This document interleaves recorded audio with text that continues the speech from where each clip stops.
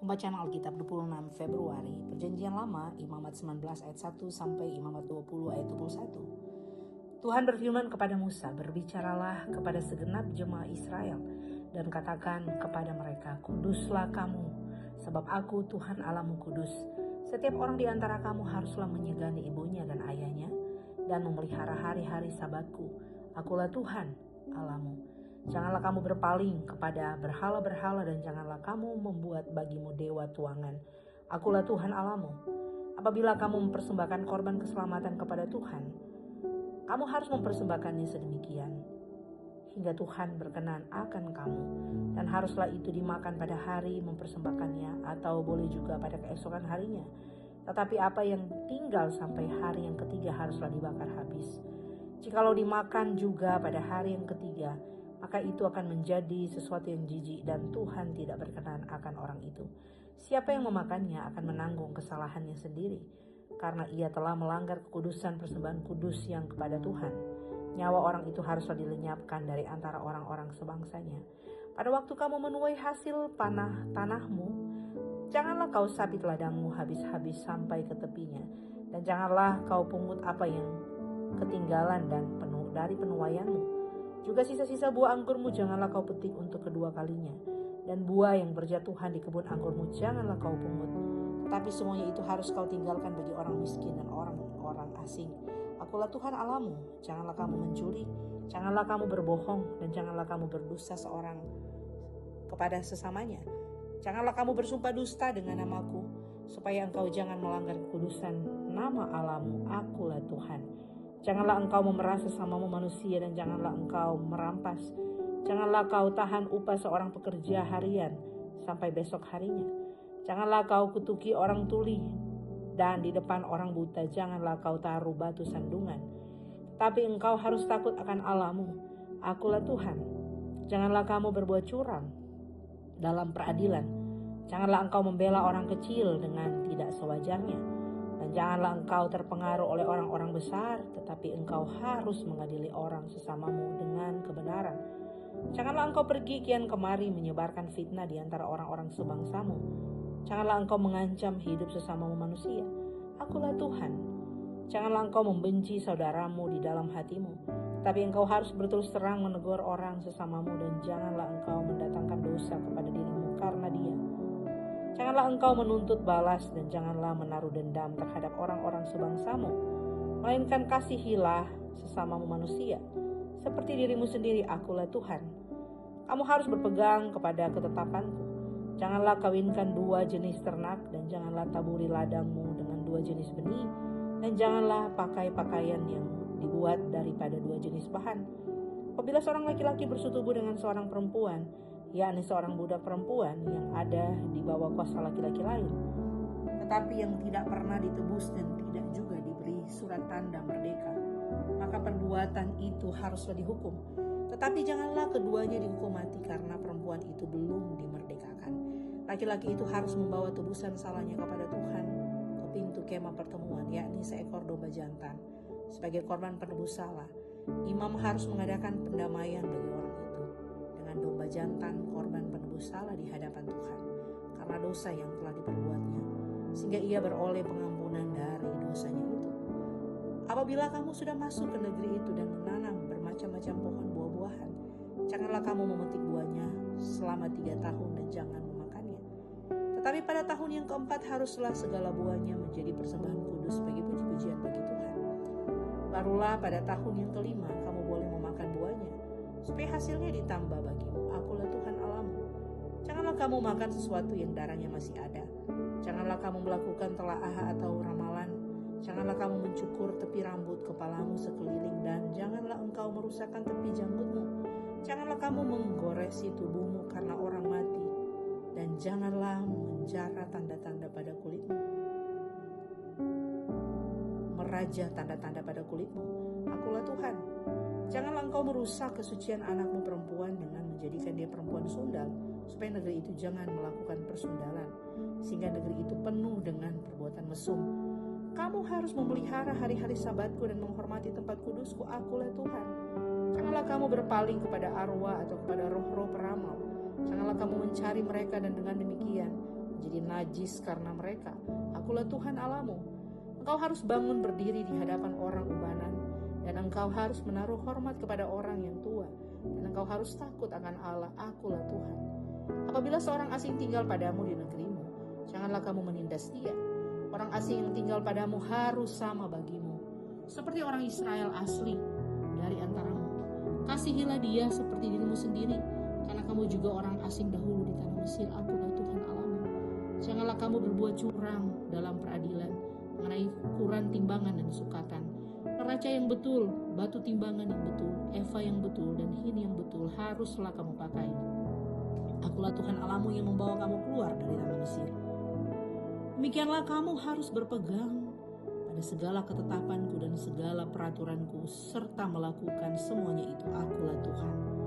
Tuhan berfirman kepada Musa, engkau harus berkata kepada orang Israel, setiap orang baik antara orang Israel maupun dari antara orang asing yang tinggal di tengah-tengah orang Israel yang menyerahkan seorang dari anak-anaknya kepada Molok, pastilah ia dihukum mati, yakni rakyat negeri harus melontari dia dengan batu. Aku sendiri akan menentang orang itu dan akan melenyapkan dia dari tengah-tengah bangsanya, karena ia menyerahkan seorang dari anak-anaknya kepada Molok dengan maksud menajiskan tempat kudusku dan melanggar kekudusan namaku yang kudus. Tetapi jikalau rakyat negeri menutup mata terhadap orang itu, ketika ia menyerahkan seorang dari anak-anaknya kepada Molok dan tidak menghukum dia mati, maka aku sendiri akan menentang orang itu serta kaumnya dan akan melenyapkan dia dari tengah-tengah bangsanya. Dan semua orang yang turut bersinah mengikuti dia, yakni bersinah dengan menyembah Molok, orang yang berpaling kepada arwah atau kepada roh-roh peramal, yakni yang bersinah dengan bertanya kepada mereka, aku sendiri akan menentang orang itu dan melenyapkan dia dari tengah-tengah bangsanya. Maka kamu harus menguduskan dirimu dan kuduslah kamu, sebab akulah Tuhan Allahmu. Demikian kamu harus berpegang pada ketetapanku dan melakukannya. Akulah Tuhan yang menguduskan kamu. Apabila ada seorang yang mengutuki ayahnya atau ibunya, pastilah ia dihukum mati.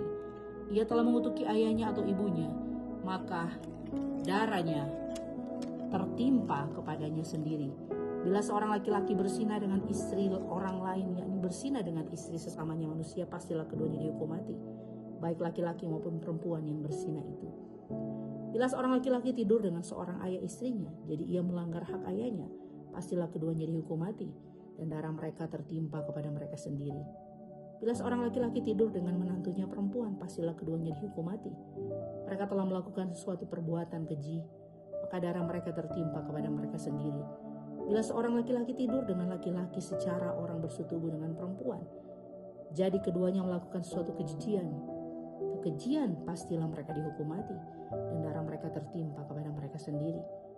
Bila seorang laki-laki mengambil seorang perempuan dan ibunya, itu suatu perbuatan mesum, ia dan kedua perempuan itu harus dibakar, supaya jangan ada perbuatan mesum di tengah-tengah kamu. Bila seorang laki-laki berkelamin dengan seekor binatang, pastilah ia dihukum mati, dan binatang itu pun harus kamu bunuh juga. Bila seorang perempuan menghampiri binatang apapun untuk berkelamin, haruslah kau bunuh perempuan dan binatang itu. Mereka pasti dihukum mati, dan darah mereka tertimpa kepada mereka sendiri. Bila seorang laki-laki mengambil saudaranya perempuan, anak ayahnya atau anak ibunya, dan mereka bersetubuh, maka itu suatu perbuatan sumbang, dan mereka harus dilenyapkan di depan orang-orang sebangsanya. Orang itu telah menyingkapkan aurat saudaranya perempuan, maka ia harus menanggung kesalahannya sendiri. Bila seorang laki-laki tidur dengan seorang perempuan yang bercomar kain, jadi ia menyingkapkan aurat perempuan itu dan membuka tutup lelerannya, sedang perempuan itu pun membiarkan tutup leleran darahnya itu disingkapkan, keduanya harus dilenyapkan dari tengah-tengah bangsanya. Janganlah kau singkapkan aurat saudara perempuan ibumu atau saudara perempuan ayahmu, karena aurat seorang kerabatnya sendirilah yang dibuka, dan mereka harus menanggung kesalahannya sendiri. Bila seorang laki-laki tidur dengan istri saudaranya ayahnya, jadi ia melanggar hak saudara ayahnya, mereka mendatangkan dosa kepada dirinya, dan mereka akan mati dengan tidak beranak.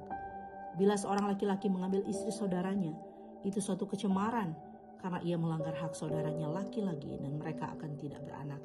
Pembacaan Alkitab dari Perjanjian Baru, Markus 8 ayat 10 sampai 38. Ia segera naik ke perahu dengan murid-muridnya dan bertolak ke daerah Dalmanuta. Lalu muncullah orang-orang Farisi dan bersoal jawab dengan Yesus untuk mencobai dia. Mereka meminta daripadanya suatu tanda dari sorga. Maka mengeluhlah ia dalam hatinya dan berkata, "Mengapa angkatan ini meminta tanda? Aku berkata kepadamu, sesungguhnya kepada angkatan ini sekali-kali tidak akan kuberi tanda." Ia meninggalkan mereka, ia naik pula ke perahu dan bertolak ke seberang. Kemudian ternyata murid-murid Yesus lupa membawa roti. Hanya sebuah saja yang ada pada mereka dalam perahu. Lalu Yesus memperingatkan mereka, katanya, "Berjaga-jagalah dan awaslah terhadap ragi orang Farisi dan ragi Herodes." Maka mereka berpikir-pikir dan seorang berkata kepada yang lain, "Itu dikatakannya karena kita tidak mempunyai roti." Dan ketika Yesus mengetahui apa yang mereka perbincangkan, ia berkata, "Mengapa kamu memperbincangkan soal tidak ada roti? Belum jugakah kamu paham dan mengerti? Telah degilkah hatimu? Kamu mempunyai mata, tidakkah kamu melihat? Dan kamu mempunyai telinga, tidakkah kamu mendengar? Tidakkah kamu ingat lagi pada waktu aku memecah-mecahkan 5 roti untuk 5.000 orang itu? Berapa bakul penuh potongan-potongan roti kamu kumpulkan?" Jawab mereka, 12 bakul. "Dan pada waktu 7 roti untuk 4.000 orang itu, berapa bakul penuh potongan-potongan roti kamu kumpulkan?" Jawab mereka, 7 bakul. Lalu berkatanya kepada mereka, "Masihkah kamu belum mengerti?" Kemudian tibalah Yesus dan murid-muridnya di Betsaida. Di situ orang membawa Yesus seorang buta dan ia memohon kepadanya supaya ia menjamah dia. Yesus memegang tangan orang buta itu dan membawa dia keluar kampung. Lalu ia meludahi mata orang itu dan meletakkan tangannya ke atasnya dan berkatanya, "Sudahkah kau lihat sesuatu?" Orang itu memandang ke depan lalu berkata, "Aku melihat orang."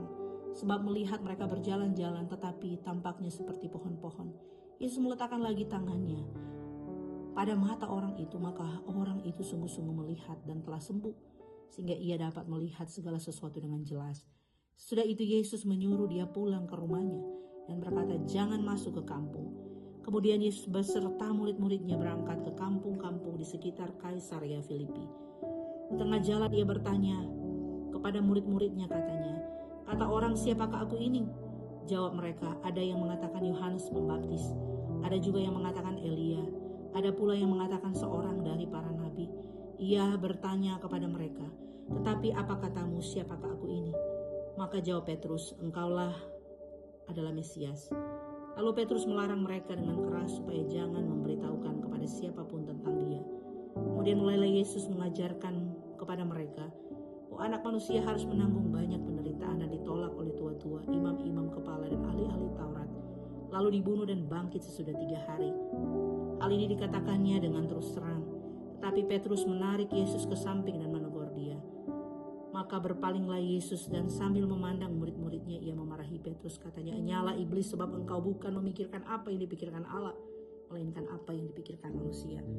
Lalu Yesus memanggil orang banyak dan murid-muridnya dan berkata kepada mereka, "Setiap orang yang mau mengikut aku, ia harus menyangkal dirinya, memikul salibnya dan mengikut aku. Karena siapa yang mau menyelamatkan nyawanya, ia akan kehilangan nyawanya. Tapi barang siapa kehilangan nyawanya karena aku dan karena Injil, ia akan menyelamatkannya. Apa gunanya seorang memperoleh seluruh dunia, tetapi ia kehilangan nyawanya? Karena apakah yang dapat diberikannya sebagai ganti nyawanya?